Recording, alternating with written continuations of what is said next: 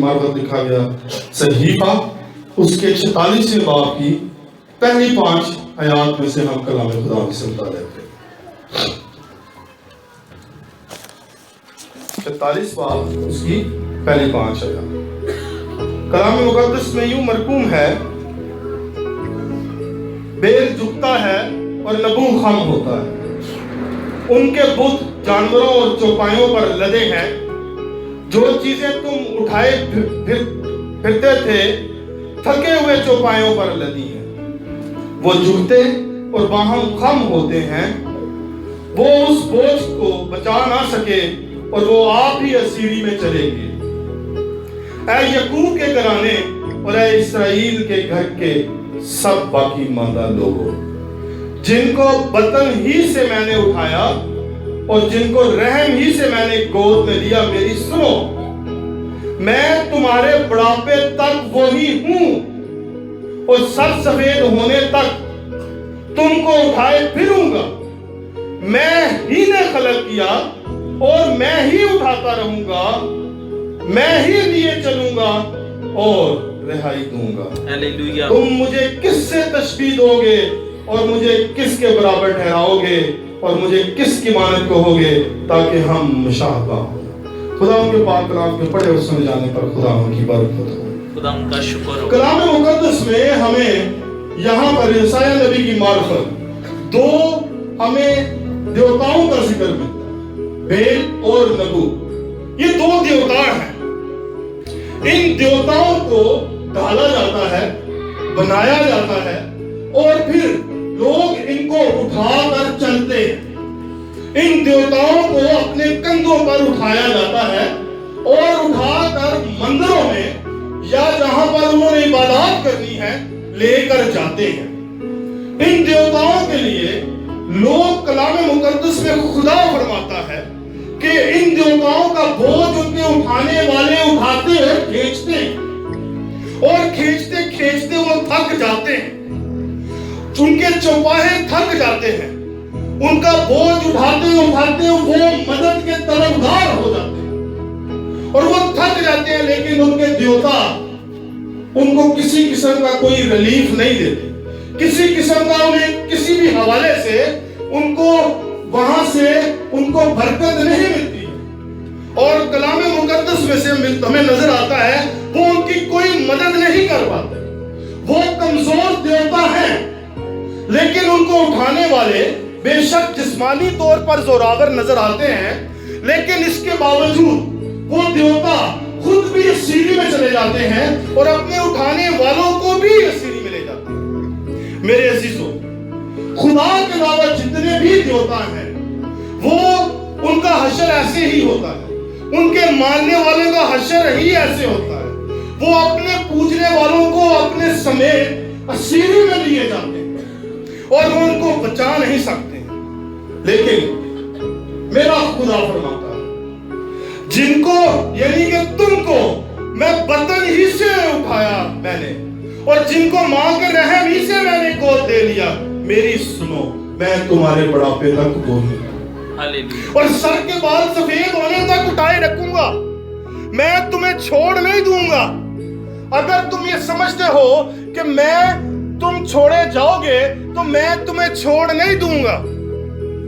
आज का जो मैसेज है उसका टॉपिक ये है कि दुनिया के जो दूसरे बुत हैं या जो दूसरे किसी भी किस्म के जो उनके खुदा हैं, वो अपने मानने वाले अपने पुजारियों पे बोझ हैं, लेकिन मेरा जिंदा खुदा मेरे पर अपने मानने वालों पर बोझ नहीं है, बल्कि वो ना सिर्फ मेरे और आपके बोझ उठा लेता है बल्कि हमें रिहाई भी देता है। हालेलुया। वो हमारे बोझ उठाने की कुदरत रखता है और उन बोझों को उठाकर वो अपना जलाल जाहिर करता है। Praise the lord. कलाम मुकद्दस में हमें मिलता है, अगर हम इन जो मंदिर हैं इन लोगों को देखें, इनके जो बुत उठाने वाले लोग थे वो कोई आम लोग नहीं होते थे, वो तंसाजी करने वाले लोग होते थे, जिसको बॉडी बिल्डिंग कहा जाता है।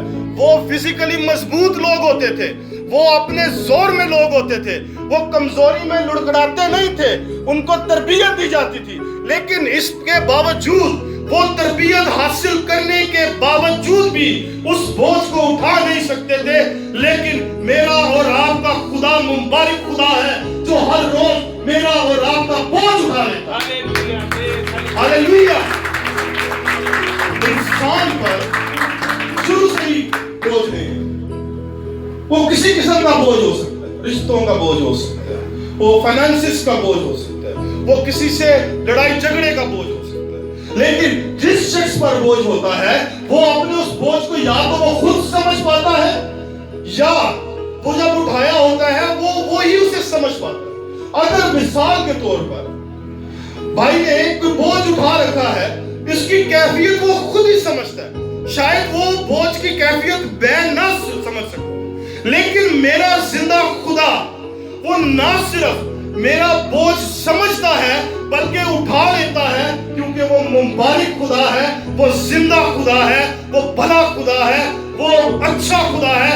आइए उस अच्छे खुदा की सितारिश करें, उसके नाम को मुबारक कहें, क्योंकि वो हमारा खुदा है। दो देवताओं का जिक्र, ये गंदे देवता थे। इन देवताओं के बारे में लिखा है कि ये बाल देवता का नाम इसे दिया गया। ये देवता ऐसा था कि लोग इनको तरफ खींचे चले आते थे, इनकी जड़ें बड़ी मजबूत थी। एक देवता जो है बाल देवता है, एक नबू है। अगर हम अपनी सराउंडिंग्स में भी देखें, हमें भी बड़े देवता नजर आते हैं, हमारे लोग भी उन देवताओं की तरफ खींचे चले जाते हैं। लेकिन अगर हकीकत में देखा जाए तो इनका मरकज है, सोर्स है, वो एक ही है, और वो कौन है? वो इब्लीस है, हमारा बड़ा दुश्मन वो है। ये देवता मुख्तलिफ जरूर हो सकते हैं, आज के दौर में भी, हजारों साल पहले भी, लेकिन सोर्स इनका एक था, यानी इनकी नानी एक थी, और वो इब्लीस है जो हमारा दुश्मन है।